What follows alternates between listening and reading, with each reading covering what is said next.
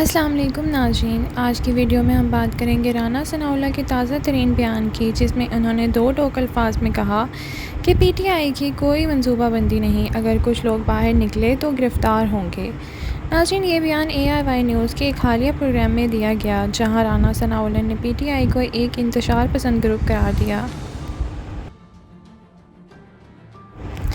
ناظرین، رانا ثناءاللہ کے اس بیان کے بعد سیاسی ماحول میں ایک نئی گرما گرمی دیکھی جا رہی ہے۔ انہوں نے کہا کہ اگر کوئی لانگ مارچ یا جلسے کا اعلان کرتا ہے تو ہم بھی تماشائی نہیں رہیں گے، قانون حرکت کریں گے۔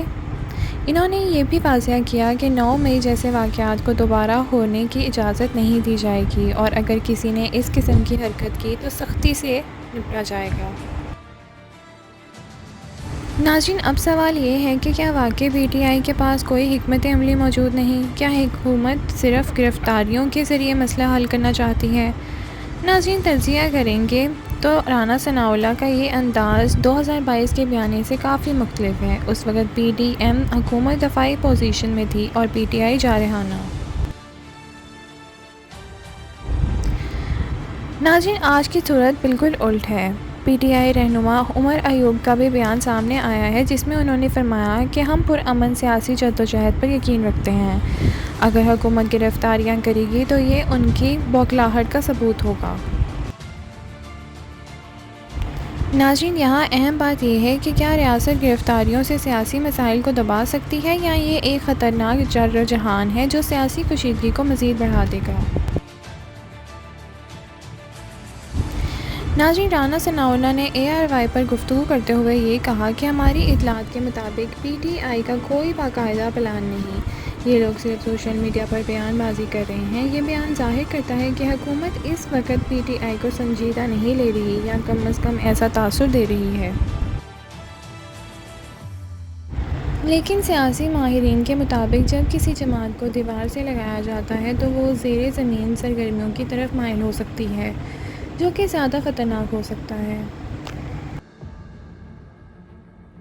ناظرین، آپ کو یاد ہوگا 9 مئی کے بعد سے اب تک ہزاروں افراد گرفتار کیے جا چکے ہیں۔ کئی پی ٹی آئی رہنماؤں نے سیاست چھوڑ دی اور پارٹی اندرونی طور پر تقسیم ہو گئی، مگر اب بیرون ملک مقیم قیادت جیسے کہ عمران خان کے قریبی حلقے دوبارہ سرگرم ہو رہے ہیں۔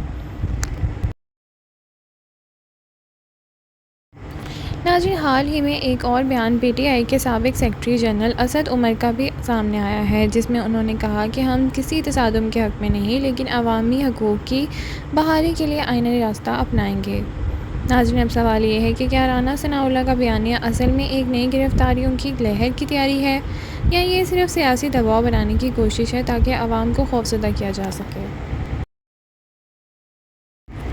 ناظرین، سیاسی تجزیہ کار حسن عسکری نے ایک نجی چینل پر تبصرہ کرتے ہوئے کہا کہ یہ بیان دراصل ایک انتباہ ہے۔ حکومت نہیں چاہتی کہ کوئی عوامی تحریک دوبارہ زور پکڑے۔ ناظرین، اگر حکومت صرف طاقت کے استعمال پر انحصار کرے گی تو یہ ایک وقتی فائدہ ضرور ہو سکتا ہے، لیکن اس سے سیاسی استحکام حاصل نہیں کیا جا سکتا۔